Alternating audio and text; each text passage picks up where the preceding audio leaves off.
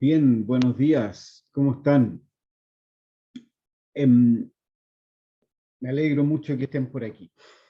Entonces, vamos a eh, terminar la parte de inducción y vamos a ver bien un poco más en detalle lo que son los motores y los generadores eléctricos. ¿Ya?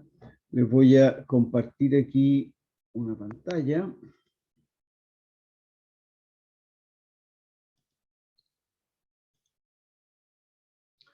Ya. Entonces, la aplicación, como les dije ayer, la aplicación más importante de la ley de Faraday son los generadores y los motores. Y funcionan con el principio, usando varias combinaciones de lo que hemos aprendido hasta ahora. La ley de Faraday, la fuerza magnética la fuerza magnética sobre un conductor y varios sistemas de ese estilo. Ya. Un, ¿Cómo está hecho un generador? Más o menos es lo que se muestra en la figura acá. Tenemos un imán permanente que tiene un campo magnético que es constante o bastante constante a lo largo y ancho de la espira. Y hay, por supuesto, una espira que es la que va a rotar y que va a generar la corriente alterna, la corriente. Entonces, la espira hay que hacerla rotar con alguna fuerza externa. Esa fuerza externa puede ser el agua que mueve las aspas las aspas en un eje, o en las centrales termoeléctricas es el vapor el que mueve las aspas, pero se tiene un eje que está girando. Ahora, ese eje está unido a su vez a una espira, y esta espira está conectada a dos rodillos que conectan eléctricamente la espira al exterior. La espira está girando, por lo tanto uno no puede tener un contacto fijo. Si hubiera un contacto fijo, la espira no podría rotar, ¿ya? Entonces hay dos de estos rodillos, y estos rodillos a su vez están conectados, están en contacto con una escobilla. Y la escobilla es la que hace contacto eléctrico con el rodillo, permitiéndolo rotar, ¿ya? Un lado de la espira está conectado a un rodillo y el otro al otro, ¿ya? Entonces, ¿qué pasa cuando gira la espira está girando? Y tal como se muestra aquí en la figura, está girando de esa forma, por ejemplo, eh, y cuando gira se mantiene dentro del campo magnético. Eh, ya.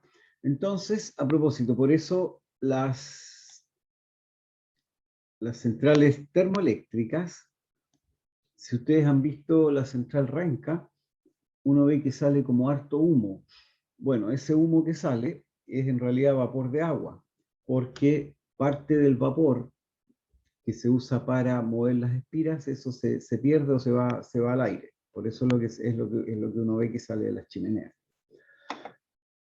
Ya, entonces,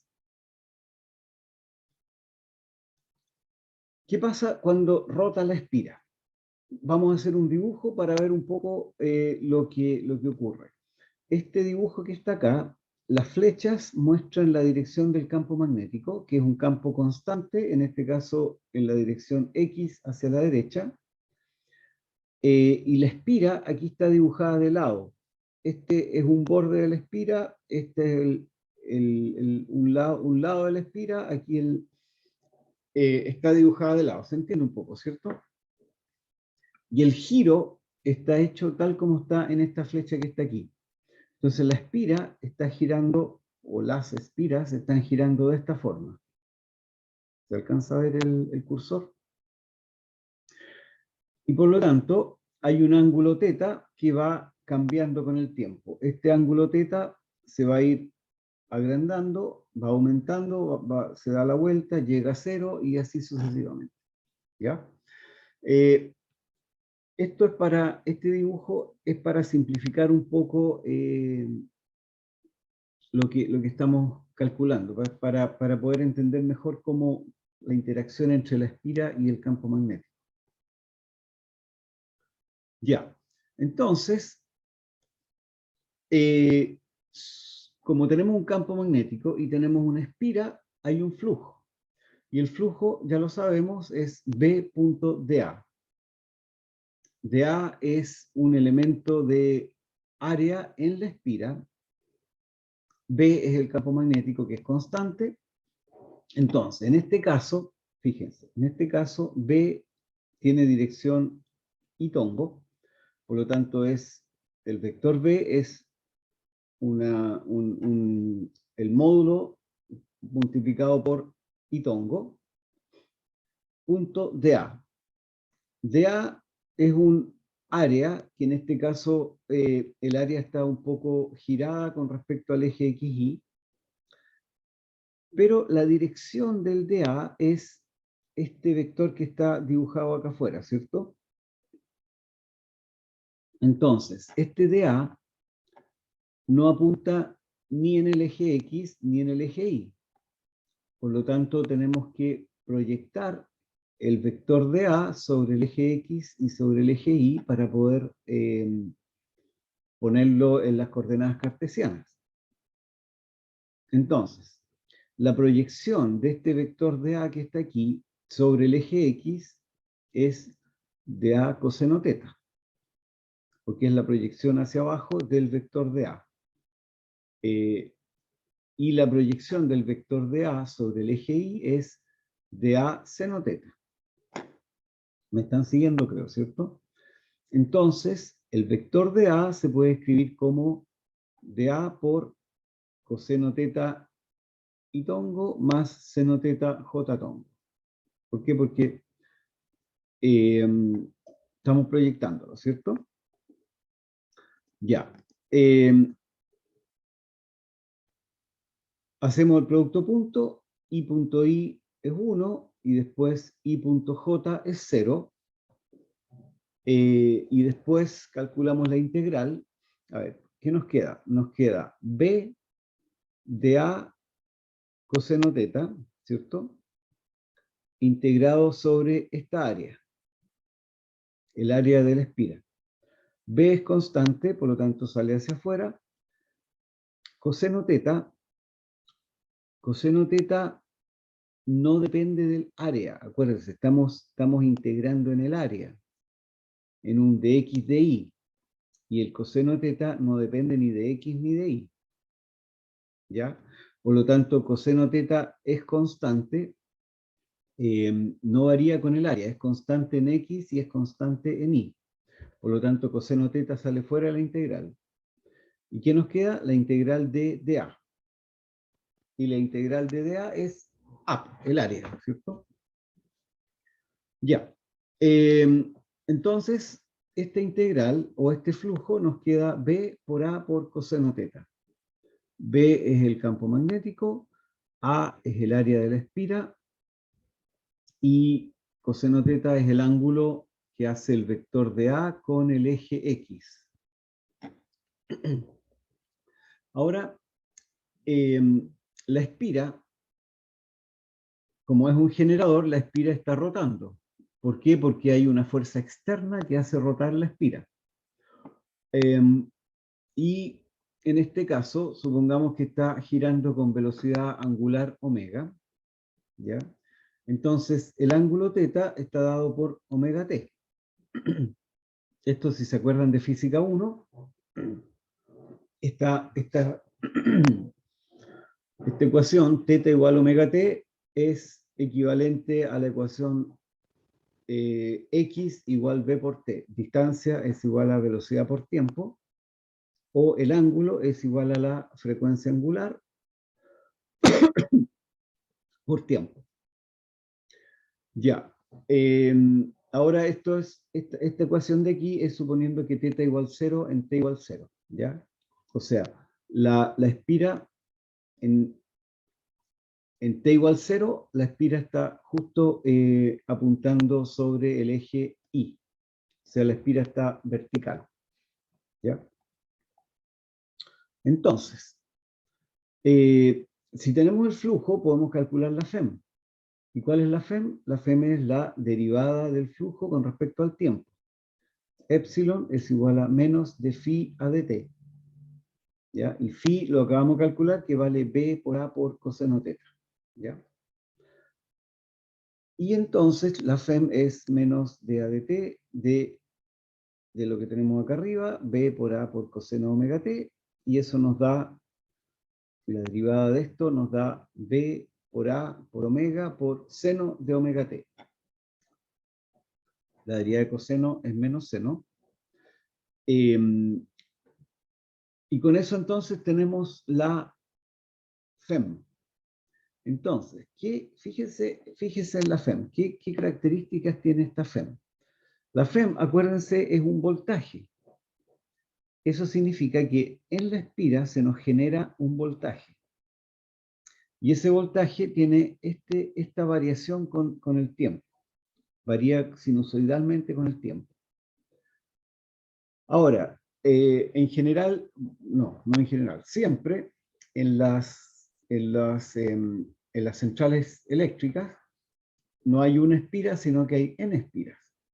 Como se muestra aquí en este dibujo, hay muchas espiras que están una al lado de otra, y cada espira genera esta FEM que está acá. Por lo tanto, las n espiras generan n veces este voltaje. Ya entonces tenemos el voltaje total, o la FEM total, es n por b por a por omega seno de omega t. ¿Ya? Y si tenemos una FEM es voltaje, y tenemos una espira, entonces se genera una corriente. Entonces, volviendo un poco al dibujo que tenemos acá arriba, en esta espira que está acá, se genera la FEM. Como estas espiras, a su vez, están conectadas externamente a través de estas escobillas, entonces aquí hay un circuito eléctrico. Acá afuera hay un circuito eléctrico, y si tenemos una FEM o un voltaje y un circuito eléctrico, se nos va a generar una corriente. Entonces la corriente va a tener también una forma sinusoidal. La corriente va a ser la resistencia, el voltaje partido por la resistencia, ¿cierto? B igual R por I. La corriente que se nos va a generar va a ser el voltaje o la FEM, que es N por B por A por W seno omega T, dividido por la resistencia. Ya. Y entonces, esta es la corriente, el voltaje que se genera directamente en las centrales termoeléctricas, en las centrales eléctricas en realidad, termoeléctricas, hidroeléctricas, lo que sea. Y a esto se le llama corriente alterna. Entonces, esta corriente, si se fijan bien, no es constante. Cuando recién parte la espira, el voltaje es cero, y la corriente también es cero, por supuesto. Después la corriente o el voltaje empieza a aumentar hasta que llega a un máximo. ¿Cuál es el máximo? El máximo ocurre cuando seno de omega t es 1, y eso, ahí tenemos n por b por a por w. Entonces el máximo del voltaje es n por b por a por w. ¿Ya? Después la corriente o el voltaje empiezan a bajar, y llega a cero. Llega a cero cuando seno de omega t es 0. Y el seno de omega t es 0 en 0 y en pi.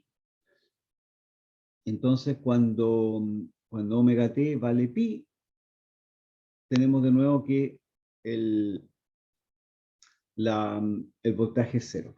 Y después el voltaje pasa a negativo, porque el seno es negativo. Entonces tenemos un voltaje negativo, después vuelve a 0 y así sucesivamente. Y a esto se le llama corriente alterna. Entonces, esta es la corriente que vemos nosotros directamente en la red eléctrica. La corriente entonces que tenemos en los enchufes es una corriente que tiene esta forma, es sinusoidal, y si se fijan bien, la corriente pasa por positivo, pasa por cero, después negativo, o sea, la corriente, perdón, el voltaje es positivo, después se pone cero, después negativo, etc. Y hay momentos en que el voltaje es cero. Yo les he dicho siempre a los cabros, si ustedes meten un clavo al enchufe y le apuntan justo al momento en que el voltaje es cero, no les va a dar la corriente. Así que si prueban y ponen bien rápido y ponen y sacan el clavo bien rápido y le achuntan, entonces ahí no les va a dar la corriente. La probabilidad no es más o menos baja, así que probablemente sí les dé la corriente. Ya. ¿Qué otra característica tiene esto? Cuando el voltaje es positivo, los electrones o la corriente se mueve hacia un lado. Cuando el voltaje es negativo, la corriente se mueve para el otro lado. Por lo tanto, la corriente es una corriente que está todo el tiempo yendo y viniendo, va y viene. ¿Ya? Los electrones no van y vuelven al mismo punto, o sea, no es como la corriente continua, en que los electrones salen de un lado y vuelven por el otro. En este caso, los electrones van, vuelven. ¿Ya? Bien, ahí tenemos entonces. Ahora, ¿cuáles son las frecuencias y todas estas cosas? La frecuencia angular está relacionada con la frecuencia común, como omega es igual a 2πf. Y la frecuencia, ¿qué es lo que es la frecuencia? La frecuencia es el número de veces que se da una vuelta, que se da vuelta a la espira por segundo. ¿Cuántas veces por segundo se da vuelta a la espira? Esa es la frecuencia. Y en Chile la frecuencia es de 50 Hz. Y la frecuencia varía un poco, dependiendo de los países. Por ejemplo, Argentina, Bolivia y Chile tienen frecuencia de 50 Hz. Brasil, Perú, Colombia tienen frecuencia de 60 Hz. Estados Unidos también tiene 60 Hz. Y los voltajes también son estándares. El voltaje, no es el voltaje máximo en realidad, es el voltaje medio, el voltaje, a ver, no es el voltaje máximo no son 220 volts, sino que es el voltaje, el promedio, la raíz cuadrada del promedio de los voltajes, ¿ya? Que es un poco más bajo que el máximo. Eso lo vamos a ver un poquitito más adelante. Pero esos voltajes son estándar. En Chile el voltaje medio, la raíz del voltaje medio es 220 volts. En la mayoría de los países es 220 volts, pero en algunas partes es 110. En Estados Unidos y en Brasil tienen 110. Hay otros donde más tienen 110. Hay varios lugares por ahí. En Centroamérica también tienen 110 en varios lugares. En Europa, la mayoría de los países usan 220.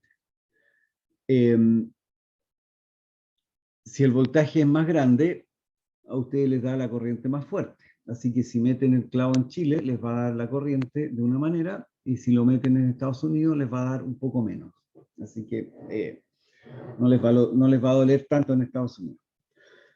Ya, entonces tenemos el voltaje y la frecuencia. La frecuencia de la red es, como les digo, el voltaje y la frecuencia son estándares, que se usan, son los mismos para el país completo. Y los sistemas eléctricos están todos diseñados para poder funcionar de acuerdo a estas frecuencias y a estos voltajes. Ahora, la frecuencia de la red en la mayoría de los circuitos electrónicos no influye. ¿Por qué? Porque los sistemas electrónicos convierten convierten los 220 y convierten la corriente alterna o el voltaje alterno en voltajes continuos. Y funcionan en general con voltajes más bajos.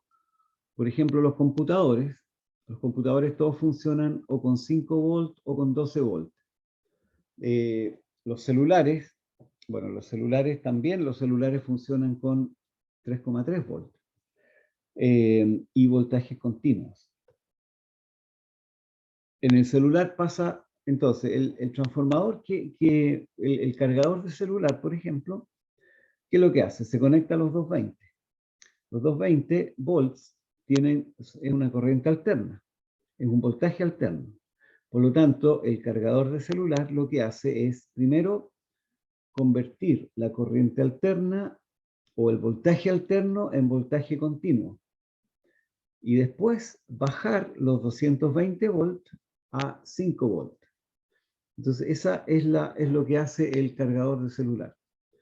Y después los 5 volts son los que entran al celular, e internamente en el celular hay otro transformador, no un transformador, otro circuito que cambia los 5 volts a 3,3 volts.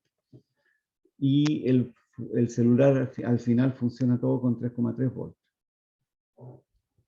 Ya, entonces aquí tenemos, entonces la mayoría de los circuitos la mayoría de los sistemas no les afecta mucho si son 220 o 110 volts, y la frecuencia tampoco.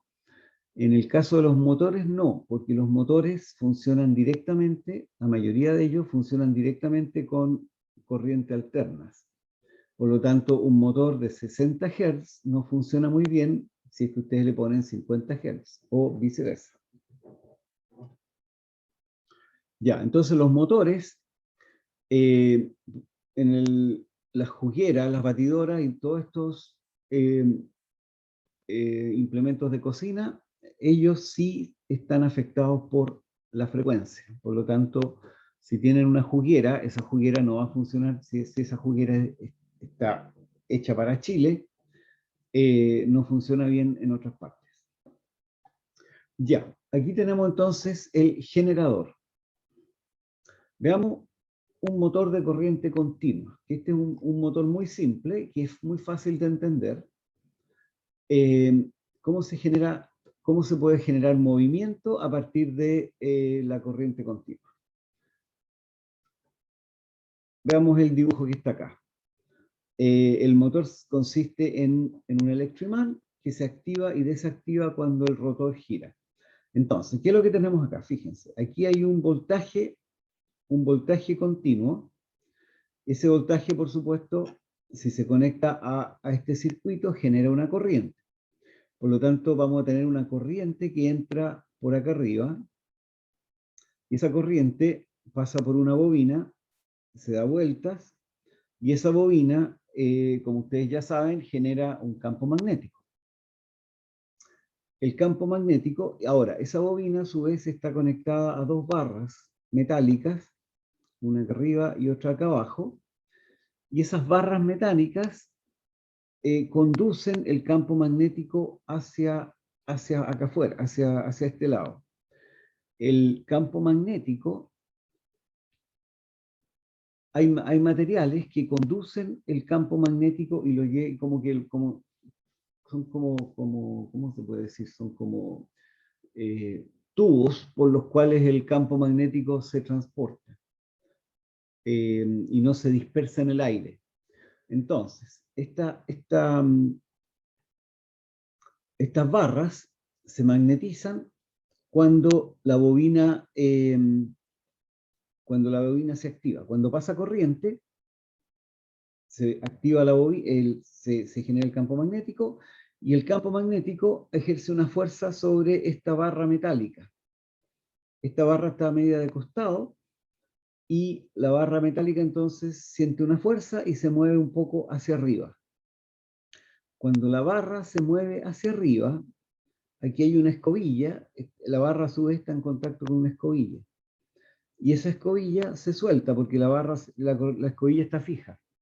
¿Ya?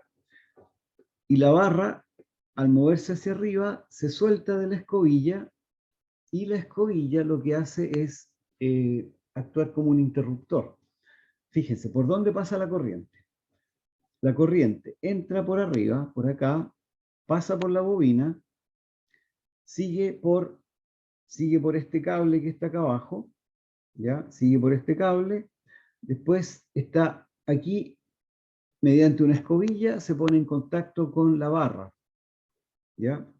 Por lo tanto, si la barra está en esta posición, el circuito está cerrado y puede circular corriente. Entonces, la corriente entra a la barra, pasa por acá, llega a la otra escobilla, sale por este cable y vuelve a la fuente de voltaje, a una batería o lo que sea, ¿ya? Entonces, ahí se cierra el circuito. Cuando la barra entonces está en contacto con las escobillas, el circuito está cerrado. Si el circuito está cerrado, entonces se genera el campo magnético y el campo magnético hace una fuerza sobre la barra y la barra se va hacia arriba. Ahora, cuando la barra se mueve, se suelta de la escobilla y por lo tanto el circuito se abre. Si se abre el circuito, ya no circula corriente y no hay campo magnético. Y la barra entonces ya no siente ninguna fuerza. Pero por inercia la barra sigue girando, se da una vuelta y vuelve a tocar esta parte de acá arriba, se da la vuelta y toca la escobilla de abajo. Y al tocarla vuelven a hacer contacto. Y al hacer contacto se vuelve a activar el campo magnético y de nuevo hay una fuerza que hace girar de nuevo a la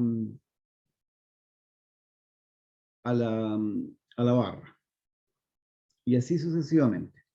Entonces, cada vez que la barra siente el campo magnético, cada vez que la barra cierra el contacto, siente el campo magnético y siente la fuerza y gira un poco. Después sigue girando por inercia hasta que vuelve a tocar la otra barra y así sucesivamente. Y de esa manera se le va dando fuerza a la barra para que gire. ¿No? Entonces, ese es un motor bien simple. Pero así es como funcionan muchos sistemas. Después, hay otros motores que son, este es el motor de corriente continua, y aquí hay este es el motor más común de corriente continua.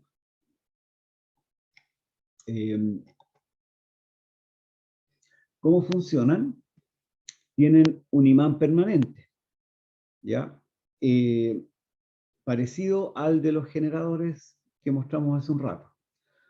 Dentro del imán permanente hay una espira, ¿ya? En esa espira se genera una corriente, o sea, no, hay una espira, ¿ya?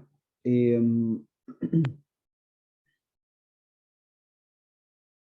esa espira está conectada a una rueda una rueda eléctrica, una rueda que es metálica, que tiene contactos eléctricos, pero que está dividida en la mitad por un contacto no conductor, o sea, por una pieza no conductora. Entonces, un lado de la espira está conectado a una de estas piezas y el otro lado de la espira está conectado a la otra pieza. No hay contacto eléctrico entre estas dos piezas. Pero estas piezas sí pueden girar como un todo, ¿ya?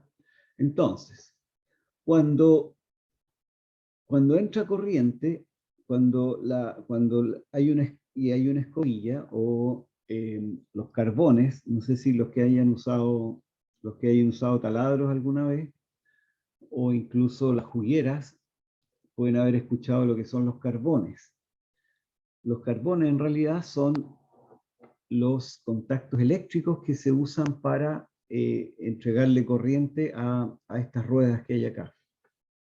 Esos carbones están en contacto, están constantemente haciendo fricción, por lo tanto se gastan.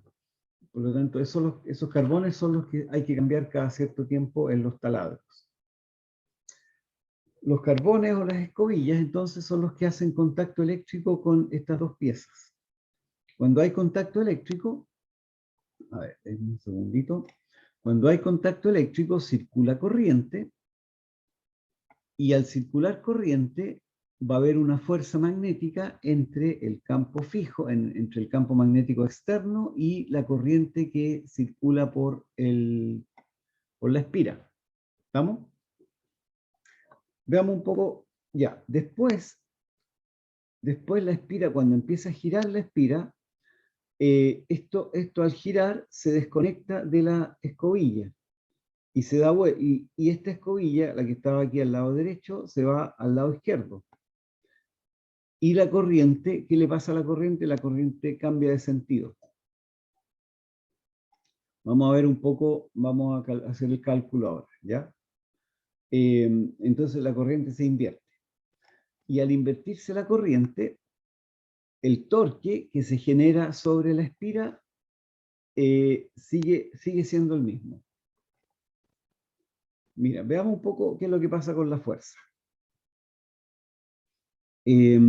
Aquí de nuevo tenemos la línea,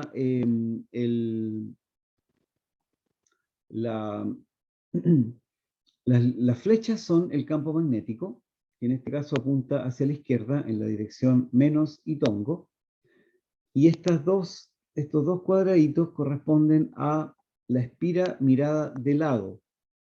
Entonces, por ejemplo, acá en el punto 2 la corriente entra, se da la vuelta por atrás, y en el punto 1 la corriente, perdón, al revés. En el punto 2 la corriente sale, se da la vuelta por delante, y en el punto 1 la corriente entra. Se da vuelta por detrás y sale por 2 y así, ¿ya? Entonces, el costado, si uno mira la espira de lado, esa espira tiene un ángulo θ con el campo B. La fuerza sobre la espira es I por dl cruz B. Esta es la fuerza magnética sobre una corriente, ¿ya? Es la fuerza sobre la fuerza B es el campo externo, dl es el vector largo a lo largo de la espira, que es una espira cuadrada, y es la corriente que está circulando. Ya, esto lo calculamos hace un tiempo atrás, pero ¿qué nos da? Nos da que la fuerza, hay dos fuerzas sobre la espira. La fuerza 1, que es la fuerza que ejerce sobre el lado de arriba de la espira, sobre el lado 1.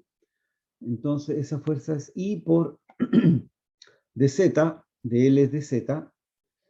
dl, fíjense que dl en el lado 1, que es el lado de arriba, dl hacia dónde apunta? Apunta hacia x y z. Veamos.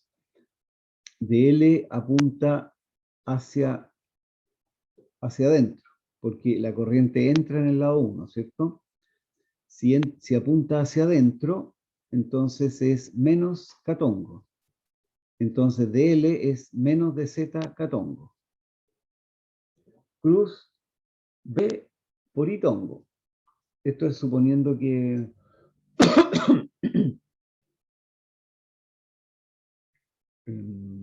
¿está bien o no? Sí, está bien. Ya. Cruz menos B por I tongo, y por lo tanto la fuerza 1 es I por A por B, J tongo. ¿Hacia dónde apunta la fuerza entonces? En dirección J. Y J es hacia arriba. Entonces, en este caso, esta espira que está aquí, perdón, este lado de del cable siente una fuerza hacia arriba. ¿Ya? La fuerza 2, que es la que hay sobre el lado de abajo de la espira, es lo mismo, I de Z catongo, cruz menos B por I. Ahora, como la corriente apunta para el otro lado, el de Z catongo es positivo, y tenemos que la fuerza es negativa. Entonces, la fuerza 2 va hacia abajo y la fuerza 1 va hacia arriba. Y son iguales. Acuérdense que en una espira la fuerza total es 0. Y si se fijan aquí, F1 más F2 es 0. Pero estas dos fuerzas generan un torque sobre la espira. Eso también lo vimos hace un tiempo atrás, pero eso es lo que pasa en este caso, ¿ya? Genera un torque. Y el torque es R cruz F. ¿Cuál es R? R sería, a ver, veamos cuál sería R acá.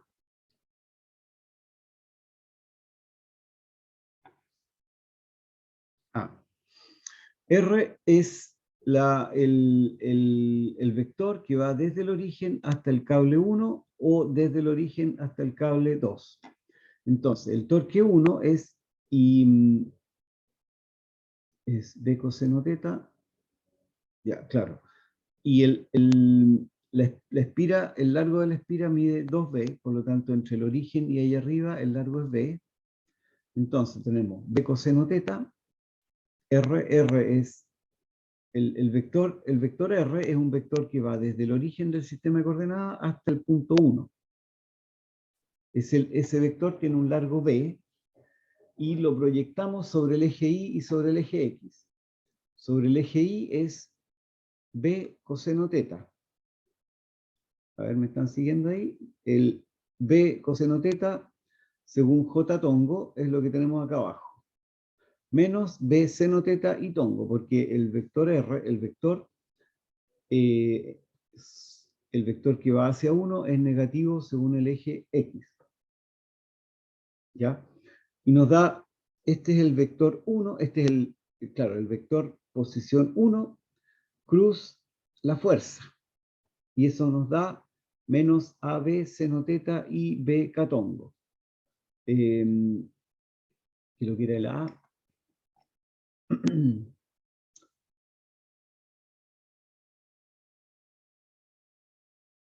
El A era, el A tiene que ser A es el largo de A es el largo de la espira. En el lado 1 y en el lado 2, ya. Ya, y entonces tenemos los torques, torque 1 y torque 2. Entonces, sobre el cable 1 va a haber un torque 1 y sobre el cable 2 va a haber un torque 2. Y si se fijan, los torques son iguales. Y al ser iguales, ambas espiras sienten una rotación en el mismo sentido. Por lo tanto, la espira esta rota ¿en qué dirección? En dirección menos catongo. Menos catongo significa que va hacia adentro, por lo tanto la espira rota en dirección horaria. Esta espira está rotando en dirección horaria, o sea, el punto 1 se mueve hacia la derecha y el punto 2 se mueve hacia la izquierda. ¿Ya? Ya, y ahí tenemos el torque. Entonces, el torque es lo que hace que gire la espira. ¿Estamos? Pero, y el torque, con el torque uno puede calcular el movimiento, ¿cierto? Del giro. Pero hay un detalle aquí en esta cosa, que eso es bien interesante también. Resulta que se los dejo aquí para que lean. Denme un segundito que voy a buscar algo para tomar, un café.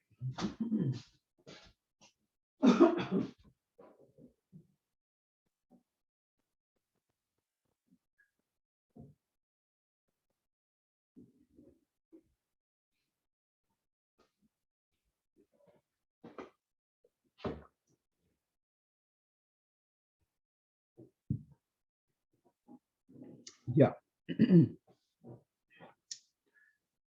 Entonces, tenemos un torque y ese torque en principio hace girar la espira. Pero, ¿qué es lo que ocurre?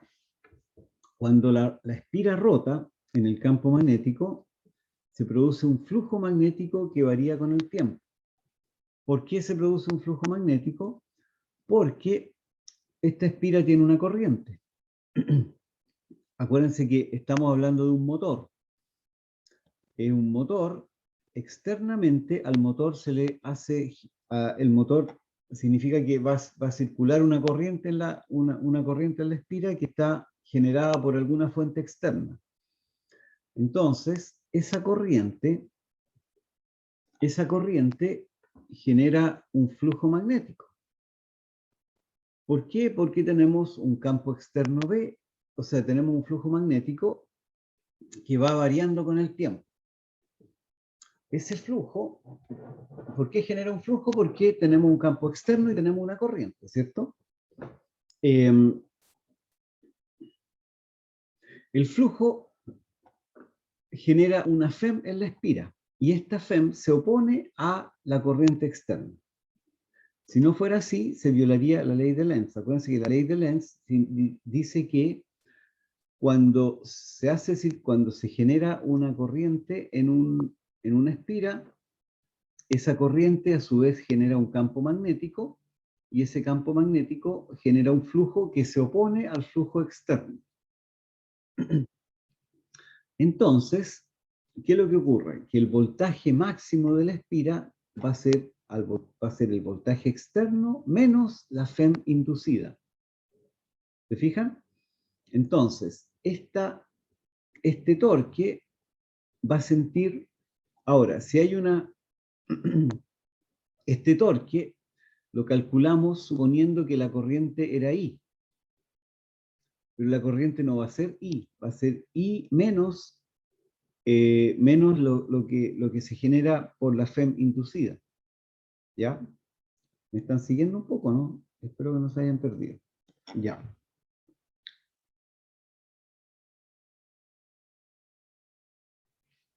Entonces, en el ejemplo anterior, si el motor gira con una frecuencia F, la frecuencia angular es omega igual 2πf.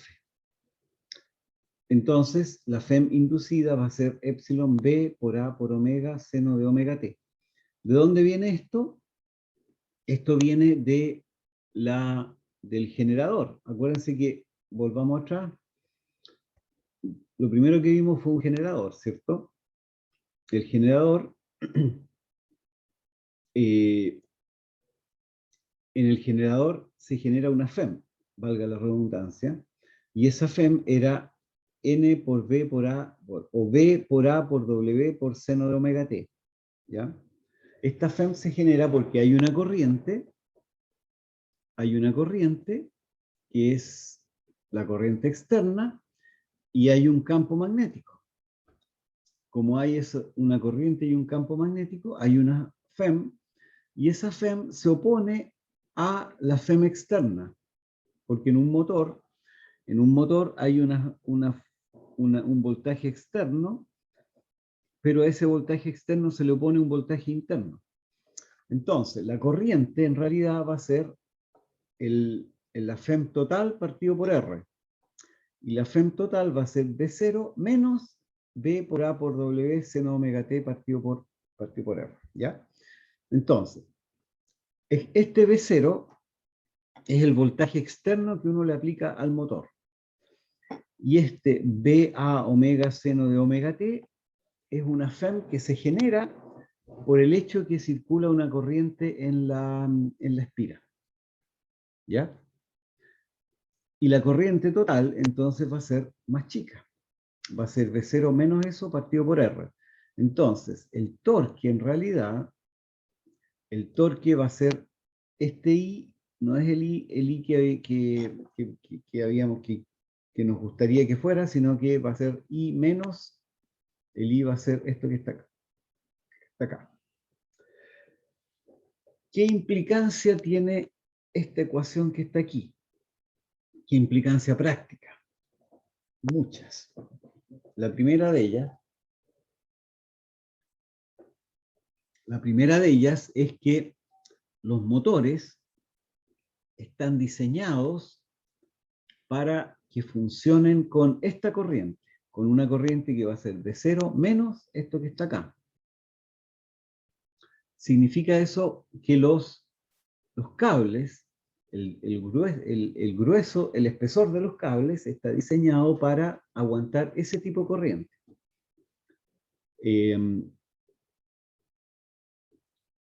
¿Y qué pasa cuando a un motor uno le aplica el voltaje externo y el motor por alguna razón se atasca, ¿ya? Si el motor se atasca, resulta que no gira. Bueno, obvio, ¿cierto? Si no está girando, entonces este omega va a ser cero. Y la corriente que va a pasar por el motor va a ser V0 partido por R. Va a ser una corriente mayor para la cual está diseñado el motor. ¿Y qué va a pasar si la corriente es más grande que lo que el motor está diseñado? Resulta que después de un rato se quema. Y eso es lo que ocurre con la mayoría de las jugueras, los mini pyme, todos esos otros aparatos eléctricos, que o incluso qué sé, no, bueno, cualquier motor eléctrico, si ustedes le aplican el voltaje externo y por alguna razón se atasca, después de un rato se va a quemar. ¿Por qué se va a quemar? Porque la corriente que va a circular va a ser mayor que la corriente para la cual estaba diseñado. Por eso que si ustedes tienen una juguera o tienen una batidora o lo que sea, y esa batidora se atasca, tienen que cortar inmediatamente la corriente. ¿Para qué? Para que no se les queme el motor. Hagan la prueba un día, pues le ponen a una juguera, por ejemplo, le ponen un paño adentro y la echan a andar y la dejan ahí un rato. Les va a durar bastante poco. Profe, Ajá. no Sí. le logré escuchar bien, pero lo que quiso decir era que si la corriente era menor, solo se detendrá, pero si la corriente es mayor y se atasca, ahí se quemará, pero si la corriente es menor y se atasca, no se quemará. No, no, no. Eh, Mira, la corriente depende del voltaje, ¿cierto? Si hay más voltaje, hay más corriente, si hay menos voltaje, hay menos corriente. ¿Ya? Hasta ahí estamos bien, ¿cierto? Pero, miren, a ver, volvamos al motor. Acá está el motor. El motor funciona porque yo tengo un voltaje externo que me hace circular una corriente. Esa espira tiene una resistencia R, por lo tanto, si no hubiera, si fuera la pura espira, la corriente que circula es el voltaje externo partido por la resistencia, ¿cierto? Ahora, cuando tengo un motor, la espira está girando, se me genera una FEM externa, una FEM interna, un voltaje inducido. Y ese voltaje inducido es contrario al voltaje externo. Entonces, el voltaje total que va a haber sobre la espira es V sub 0 menos el voltaje inducido. ¿Ya? Y la corriente va a ser ese voltaje total dividido por la resistencia, que es lo que está acá abajo. La corriente va a ser el voltaje externo menos el voltaje inducido partido por R. Entonces, esta es la corriente para la cual el sistema está diseñado. Por ejemplo, a ver, veámoslo ya. Y, por ejemplo, ustedes encienden la juguera. Si la juguera está funcionando, la corriente que va a estar pasando por el motor va a ser V sub 0 menos BAW seno omega t partido por R. Esa va a ser la corriente que va a estar circulando si es que el motor se está moviendo. Si el motor se atasca en ese momento, ustedes le ponen el paño al motor, no le pongan el dedo. Le ponen el paño, ¿qué va a pasar? Si le ponen el paño, entonces esta segunda parte va a ser cero. ¿Por qué? Porque omega es cero, no va a haber giro. Y la nueva corriente va a ser V sub 0 partido por R. Y esa nueva corriente va a ser mayor que la corriente que teníamos hace un rato. Entonces, cuando ustedes le ponen el paño, empieza a circular más corriente por el motor. Y al circular más corriente, los cables se calientan y eventualmente se queman. Eso es lo que ocurre cuando los motores se atascan. Se queman, rápidamente se queman por este hecho. Y eso pasa con todo tipo de motores, ¿eh? Los motores, por ejemplo, para las bombas de agua, los motores, todo el motor ¿cómo se llama esto? El motor de partida del auto, si es que si es que el auto por alguna razón se atasca y ustedes echan a andar el motor de partida, lo van a quemar. ¿Por qué? Porque va a circular una corriente más alta que la corriente para la cual estaba diseñado el motor. ¿Se entiende ahora, creo, cierto? Espero. Ya. Ahí tenemos ese era el motor de corriente continua, que son los más comunes. Ahora, ustedes pueden hacer una prueba simple también. A ver, los motores estos los motores de los juguetes, esos son más o menos baratos y muchas veces hay unos dando vuelta por ahí que no se usan. Le pueden conectar una pila y lo agarran con el dedo y ahí no va a girar. Y después van a ver que se va a empezar a calentar. Bien, ¿cuáles son los motores sincrónicos? Los motores sincrónicos son motores que funcionan directamente con corriente alterna. A ver,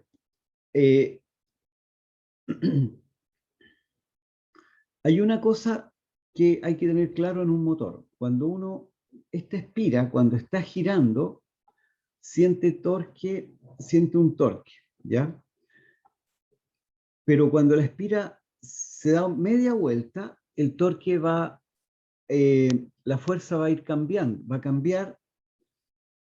A ver, espérense, ¿cómo es la cosa? Para que el motor gire, tiene que cambiar la dirección de la corriente en la espira.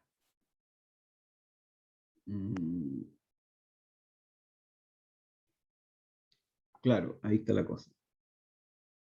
Mire, fíjense aquí. Si la espira está en esta posición, la corriente va como se muestra en la flecha, ¿cierto? Cuando la espira se da media vuelta, si no hubiera ningún cambio en la corriente iría para el lado contrario. La corriente sobre el lado sur del imán va para el lado contrario. Por lo tanto, el torque iría para el lado contrario. Y por lo tanto, si el torque va para el lado contrario, entonces la espira gira para el otro lado y no funciona. Entonces, lo que se necesita es cambiar la dirección de la corriente en la espira a medida que va girando. Eso se genera en el motor sincrónico con un voltaje alterno. Acuérdense que los voltajes alternos generan corriente que primero va hacia un lado y después va hacia el otro lado. Entonces, el voltaje en un motor sincrónico, no hay cambio en la dirección de corriente, sino que, perdón, la corriente cambia porque el voltaje externo va cambiando. ¿Ya? Por lo tanto, funciona de la misma manera, pero la corriente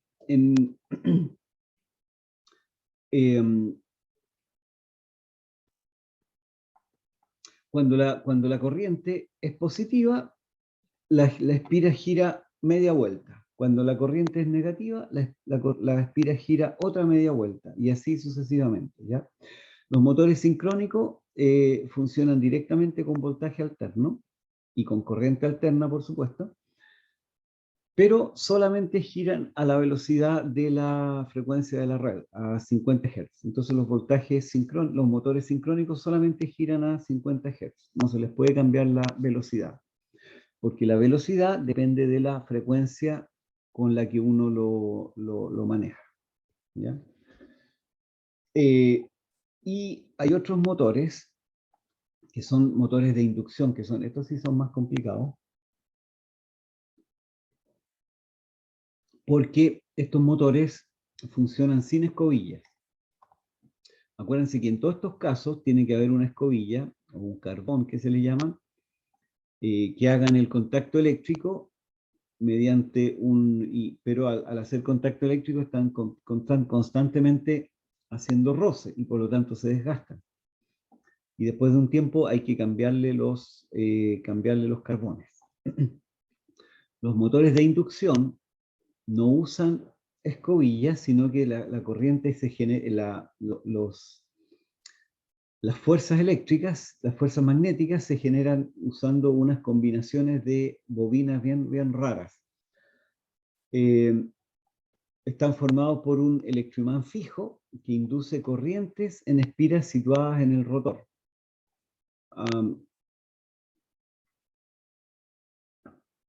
Miren,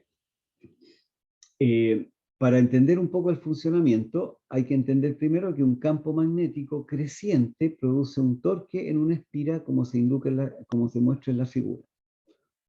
Acuérdense que la FEM se induce cuando cambia el flujo. Hasta ahora hemos visto en los motores, hemos visto que el flujo cambia porque la espira gira. Y por lo tanto cambia el ángulo entre la espira y el campo magnético, ¿cierto? Otra manera de que cambie el flujo es que cambie el campo magnético. Por ejemplo, aquí en esta figura, si yo tengo una corriente, esa corriente me genera un campo magnético aquí en este metal, y ese campo magnético va cambiando. Y al cambiar el campo magnético genera un torque en la espira. Entonces, se usan campos magnéticos que van aumentando y disminuyendo. Si la corriente es alterna, la corriente crece, miren, si uno tiene una corriente alterna, en el primer cuarto de ciclo, aquí la corriente aumenta. Por lo tanto, el campo magnético aumenta. Y se me genera un torque en una dirección. Acá, en esta segunda parte del movimiento, la corriente disminuye, y por lo tanto el campo disminuye, y si el campo disminuye, disminuye el flujo eléctrico, el flujo magnético. Y si disminuye el flujo magnético, la FEM se genera hacia el otro lado, y por lo tanto el torque también va a ir hacia el otro lado. ¿Ya?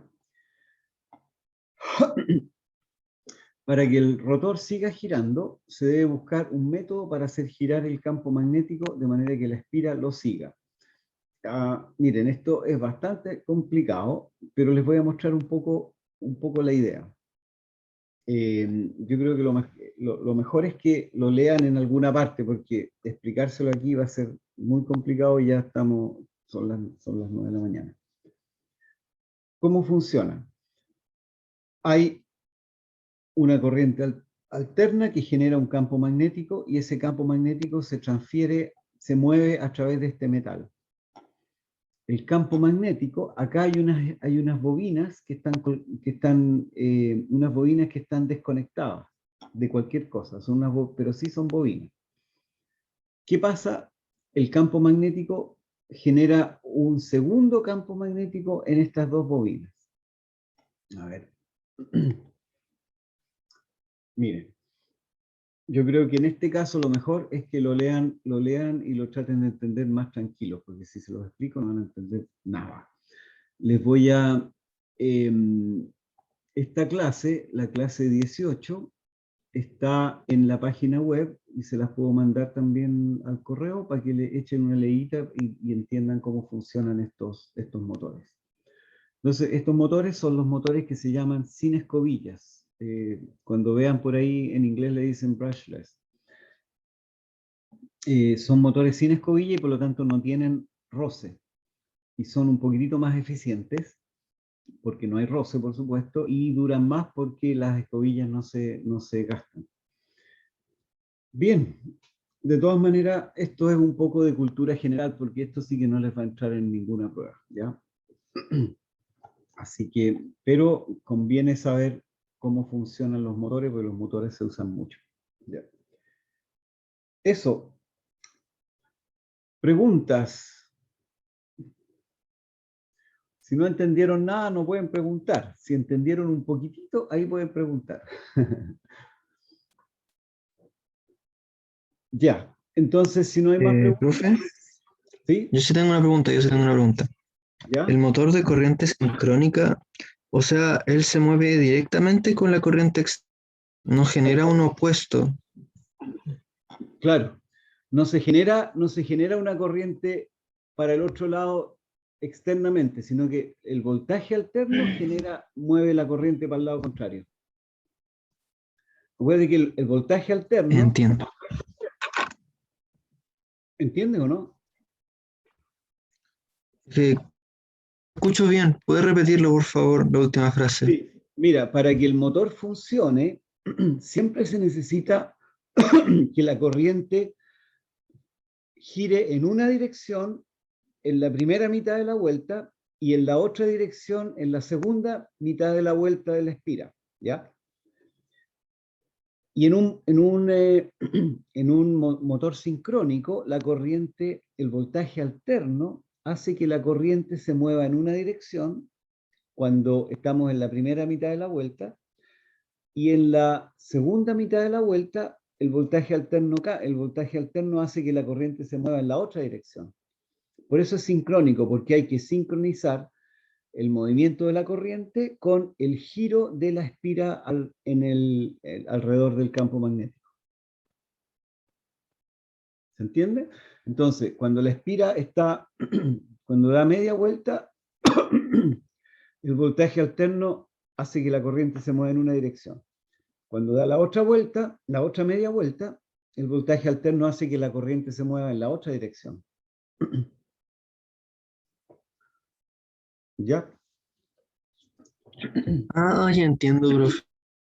Me caché. Gracias. Esa era mi duda, de hecho. Ya.